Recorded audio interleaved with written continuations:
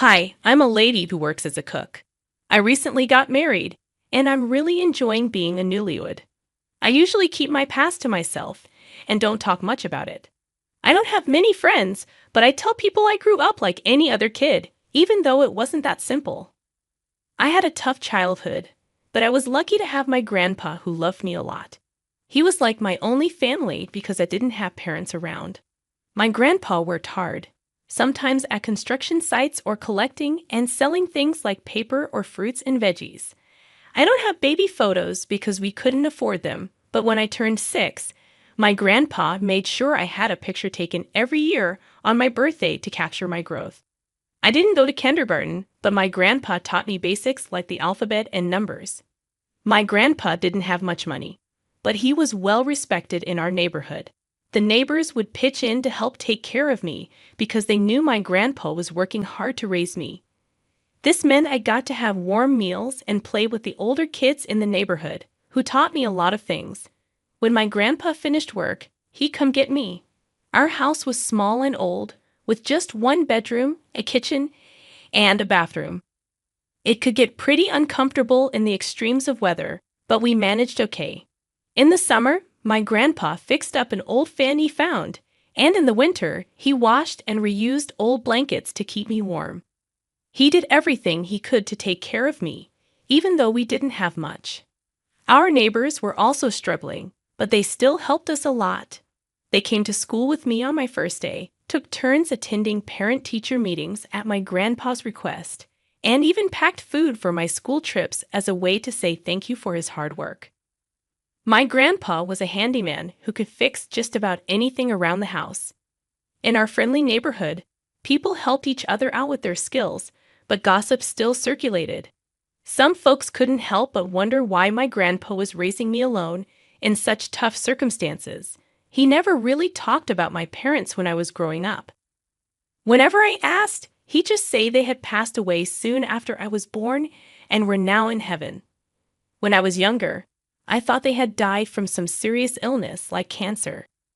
But as I got older, I started hearing different stories, mainly from the women in the neighborhood. They'd whisper about how my grandpa had never been married and how nobody had ever seen my mom or dad. It was confusing because my grandpa had always told me they were my real parents. And if I had parents, shouldn't I have had a grandma too? It didn't add up. As I listened to her, I realized something strange.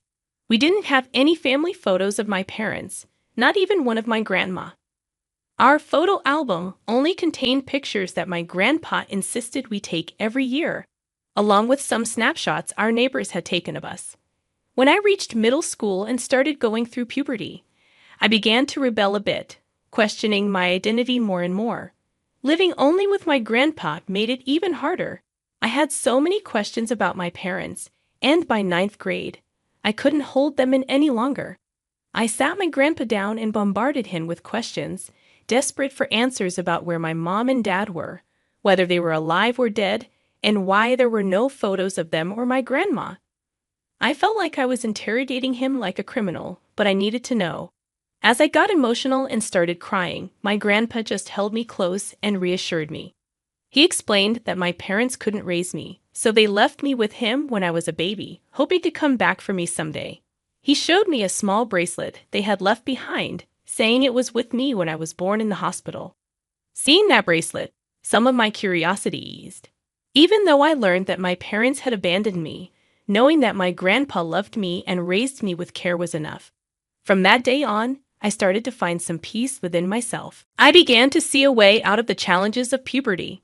College wasn't an option for me due to our financial situation, and I didn't want to add to my grandpa's burdens, so I made up my mind about my career before even starting high school. "Grandpa," I said, "I want to be a cook. I plan to take career classes during my senior year, earn my cooking license, and find a job right after graduation." My grandpa asked if I was sure I didn't want to go to college, offering to do whatever it took to save up for tuition. I reassured him that cooking was my passion and that I wanted to set things up so he wouldn't feel guilty about it.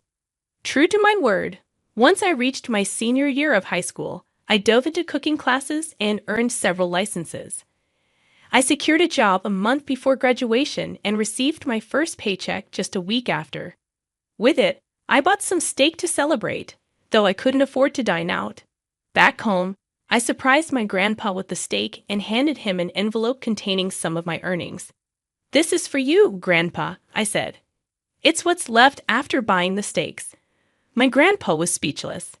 "Patty," he finally said, "I can't accept this. You worked hard for this money. You should use it for yourself. I can't possibly take it." He insisted, pushing the envelope back toward me. "Grandpa, if you don't take it, I'll leave home. Why should you be the only one doing things for me? I really wanted to give you this money," I threatened, feeling a surge of frustration.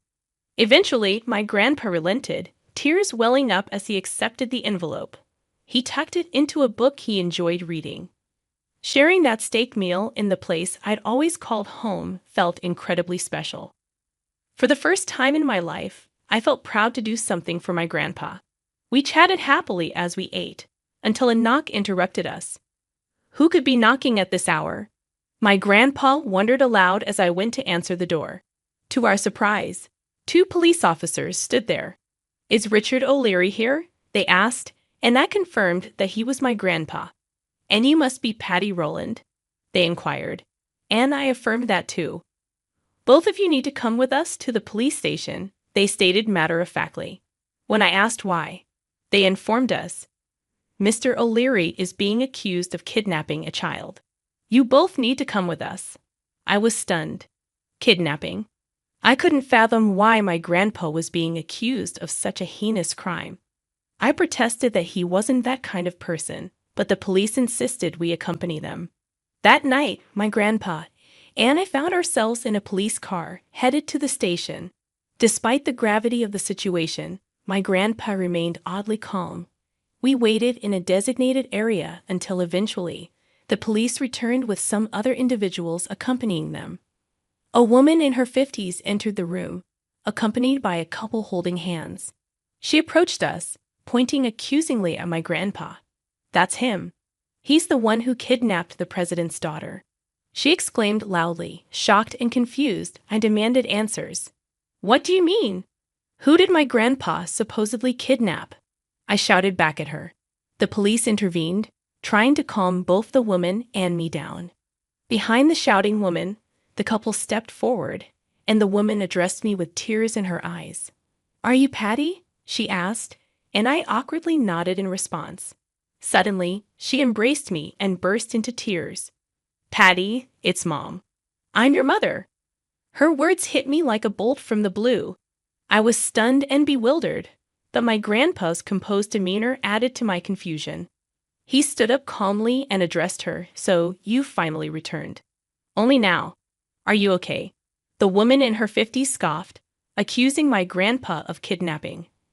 I vehemently protested his innocence, while the couple watched on, clearly perplexed. The woman in her 50s went on to explain that a couple had visited her orphanage, claiming they had left their baby there and had now returned to reclaim their child. They left behind a letter stating their intention to return for the child, along with hospital paperwork. I was about 3 or 4 at the time. However, despite searching through records and adoption papers, we found nothing about the child. Then, a distant memory surfaced. There was a child who went missing years ago, causing a major commotion. Despite reporting to the police and filing missing child reports, she was never found. I recalled an old man who used to work at the orphanage abruptly quitting around that time. He had been overly attentive to the children, and I had considered firing him before he vanished. Could he have been involved in kidnapping a child from the orphanage, leaving behind a distraught woman?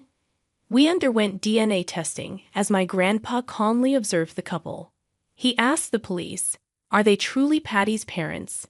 The police insisted we wait for the results. Then, my grandpa pleaded with the officers, offering to stay in jail if necessary, but asking for the chance to tell his side of the story. Grasping the officer's hands, he began to speak. The police acknowledged his right to defend himself. Grandpa agreed to share his story once the DNA confirmed the couple's parentage. Reluctantly, the police consulted the couple, who agreed to the arrangement if it meant hearing the truth.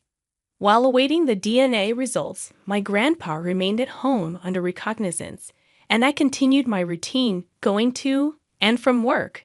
2 days later, the DNA results came in, showing a 99.99% match. After 20 years, I finally met my parents. Hearing the news, I was overcome with a strange mix of emotions. Tears streamed down my face uncontrollably, but my parents embraced me, soothing my sobs. The orphanage director glared at my grandpa with fury, as if she could kill him on the spot. "Now you must arrest this old man for kidnapping. Were you planning to ruin my establishment?" She raged, her anger palpable. True to his word, my grandpa began his tale, producing a stack of papers from home and presenting them to the police one by one. "It's true that I worked as a janitor at the orphanage, not far from where I live now," he began.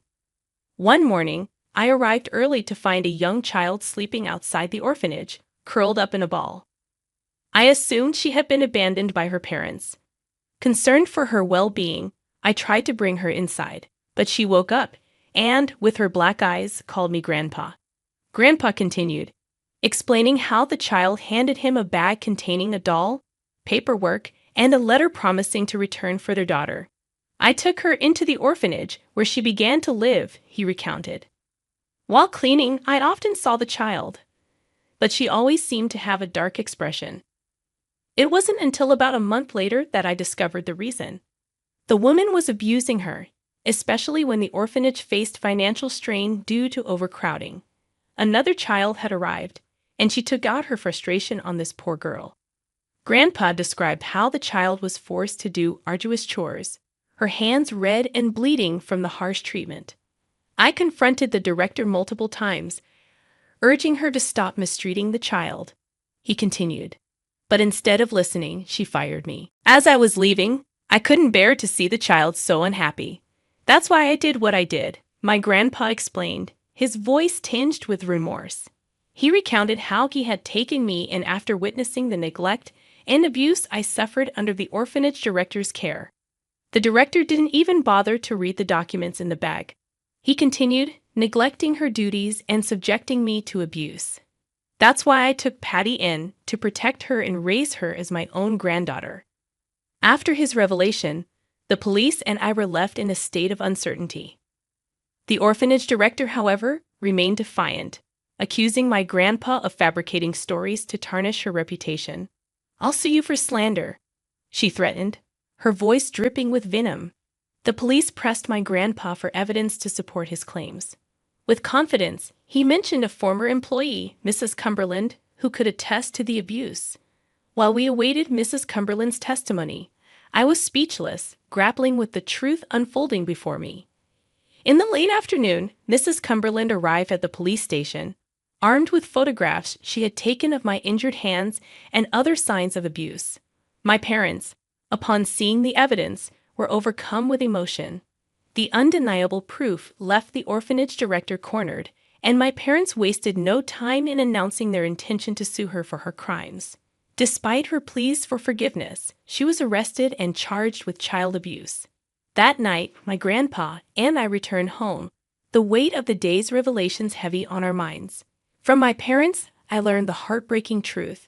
They had left me at the orphanage due to financial hardship, hoping to reclaim me once they were stable.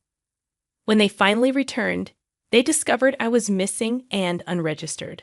Only recently did they learn of the possibility that my grandpa had taken me in. Although their actions couldn't be excused, my parents found solace in the fact that they had finally found me after years of searching. They faced repercussions for abandoning me, but now they sought to alleviate their guilt. I harbored no resentment toward my parents. I was simply eager and anxious to finally meet them. Nor did I hold any blame toward my grandpa, who had saved me and showered me with love and care during my time with him. His unwavering support was the reason I couldn't hate my parents. I assured them that I understood their circumstances and expressed gratitude for their efforts to find me. As my mom hugged me, tears streaming down her face, she knelt before my grandpa. "Without him, I wouldn't have had such a wonderful upbringing," she acknowledged. Despite his protests, my parents insisted on taking care of him and urged us to live together as one family. Eventually, we moved in with my parents, but the adjustment wasn't easy, as we had spent more time apart than together. Eventually, my parents arranged for a separate house for my grandpa and me next to theirs, allowing us to live comfortably while still being close to family. After work, we would gather for dinner and watch TV together, just like any other family.